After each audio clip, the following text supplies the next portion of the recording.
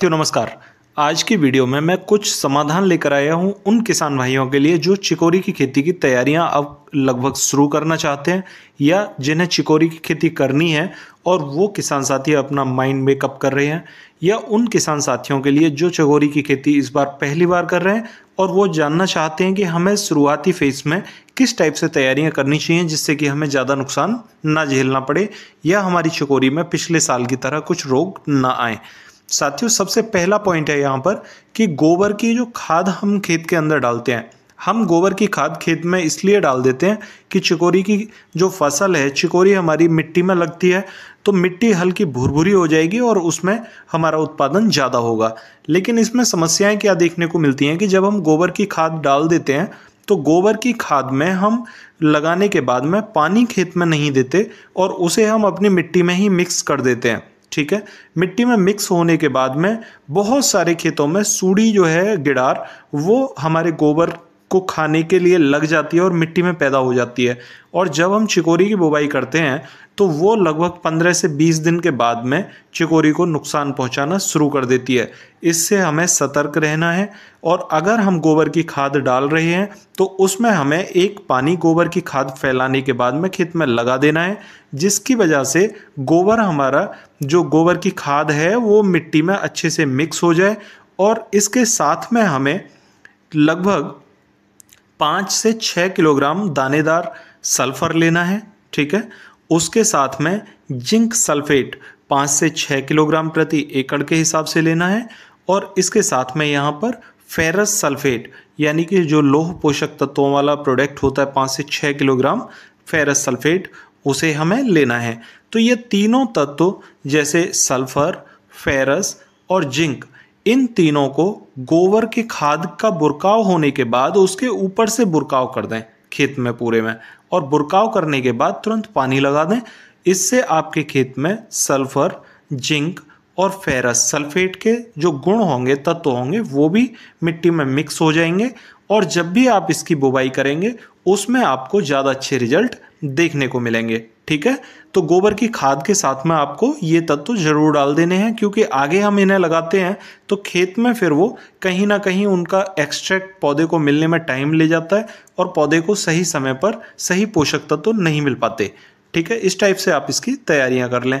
दूसरा पॉइंट है यहाँ पर कि खेत की बुवाई के समय पर हमें एक कीटनाशक का ज़रूर उपयोग करना चाहिए। ठीक है, हालांकि जब आप सल्फर का उपयोग करेंगे तो इस टाइप की गिडार या दीमक के असर जो हैं हमारी चिकोरी में नहीं आएंगे, क्योंकि ये दीमक और गिडार को ऑटोमेटिक हटा देंगे खेत में से। दूसरा, फिर भी एक एहतियात के तौर पर मैं आपको पॉइंट बताना चाहता हूं कि जब भी आप बुवाई करें चिकोरी की, बुवाई के समय पर एक कीटनाशक जिसमें कि रीजेंट आप डाल सकते हैं, रीजेंट अल्ट्रा डाल दें या नॉर्मल रीजेंट डाल दें, जिसमें कि आप लगभग 5 से 6 किलोग्राम प्रति एकड़ के हिसाब से रीजेंट चिकोरी में साथ में बुवाई कर सकते हैं। ठीक है, इसके साथ में दूसरा पॉइंट क्या है यहाँ पर कि अगर आप चिकोरी की बुवाई के समय कोई खाद नहीं डाल पा रहे हैं तो हमें एक ऐसा खाद जिसकी ज़रूरत चिकोरी को होती है और उससे हमें ज़्यादा अच्छे रिजल्ट मिल सकते हैं। तो देखो, रीजेंट के साथ में आप 1 किलोग्राम प्रति एकड़ के हिसाब से ह्यूमिक एसिड मिक्स कर लें। ठीक है, बुवाई के समय पर आप देखेंगे ह्यूमिक एसिड बहुत तगड़ा काम करेगा इसमें, और जितना भी खाद आपके खेत में न्यूट्रल पड़ा होगा उसका आपको रिजल्ट जरूर देखने को मिलेगा। इसके साथ में आप यूरिया 35 से 40 किलोग्राम ले सकते हैं। 35 से 40 किलोग्राम यूरिया में 5 से 6 किलोग्राम रीजेंट मिक्स करें, उसमें 1 किलोग्राम ह्यूमिक एसिड बुवाई मिक्स करने के बाद में आप अपने खेत में बुवाई कर सकते हैं। यहाँ पर जब आप बुवाई करने के लिए जाएं तो एक सबसे महत्वपूर्ण पॉइंट आता है कि खरपतवार नाशक। ठीक है, इसका उपयोग हमें कब करना चाहिए? बहुत सारे किसान साथियों को इस बात में दुविधा रहती है, तो मैं आज उनका कॉन्सेप्ट क्लियर कर दूं कि जब भी आप गोबर की खाद बुरकाव करने के बाद में खेत में सल्फर, जिंक और फेरस सल्फेट का बुरकाव करें, बुरकाव करने के बाद ही अपने खेत में जैसे ही पानी लगाएं तो पानी के साथ में, मानो खेत में पानी आपने भर दिया, पानी के साथ में ही आप उस पानी में जो भी आपके पास में खरपतवार नाशक है, उसमें पेंडिलीमेथिलीन आप 1 से 1.5 लीटर प्रति एकड़ के हिसाब से ले सकते हैं, उस खेत में आप डाल दें पानी के साथ में।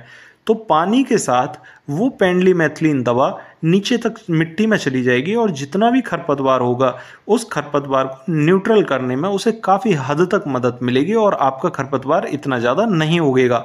उसके बाद आप उसमें दोबारा पानी भर के पाटा लगाएं। पाटा लगाने के बाद में आप अपने जो भी चिकोरी का सीड है उसका बुरकाव कर दें और बुरकाव करने के बाद उसे जर्मिनेट होने दें।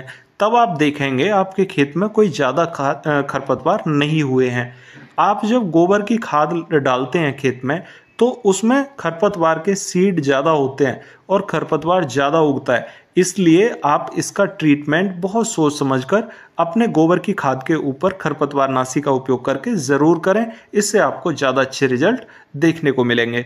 क्यों 22-23 में जो इसका उत्पादन साल रहा है उसमें जो समस्याएं सबसे ज़्यादा आई हैं वो आई थी चिकोरी के फटने की, ठीक है, चकोरी के फटने की और चकोरी में फंगस लगने की। तो इससे बचाव के लिए हमें क्या करना चाहिए? तो साथियों हमें बोरॉन यानी सुहागा, ठीक है, इस पर विशेष ध्यान देना चाहिए। अगर हम बोरॉन या सुहागे का उपयोग यहाँ पर बुवाई के समय पर करेंगे तो हमें जो पहले 1 से 1.5 महीने के अंदर ही चिकोरी के फटने की समस्या जो शुरुआती फेज में देखने को मिलती है वो नहीं देखने को मिलेगी। इसमें बोरॉन बहुत ज़बरदस्त काम करता है और फटने से रोकने में बहुत प्रभावी रहा है। 2022-23 में मैंने उसे कई बार यूज़ भी किया है, ठीक है। चिकोरी में फटने का अटैक इस बार 2 से 3 बार हुआ था और वो बोरॉन से ही कंट्रोल हुआ और बोरॉन के बहुत अच्छे इसमें रिजल्ट रहे हैं। साथियों इसमें आप हर दूसरे तीसरे पानी पर 1 किलोग्राम सुहागा छोड़ सकते हैं, इससे आपको अच्छे रिजल्ट मिलेंगे। आपको एक सावधानी ये रखनी है कि आप कैल्शियम का भर के उपयोग इसमें ना करें, ठीक है। कैल्शियम नाइट्रेट है, चाहे क्लोराइड है, चाहे नॉर्मल कैल्शियम है, इसके बजाय आप चूने का पानी यूज़ करें, उसके रिजल्ट आपको और अच्छे देखने को मिलेंगे।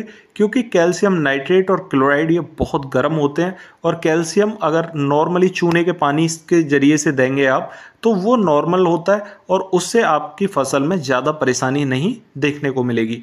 और वो सरसों की खल अगर आप बुवाई करते हैं, ठीक है, आपके पास में चाहे ह्यूमिक एसिड नहीं है, ठीक है, तो आप यूरिया खाद के साथ में 15 किलोग्राम से 20 किलोग्राम सरसों की खली भी घोल में डाल सकते हैं, ठीक है। इसके आपको ज़्यादा अच्छे रिजल्ट देखने को मिलेंगे।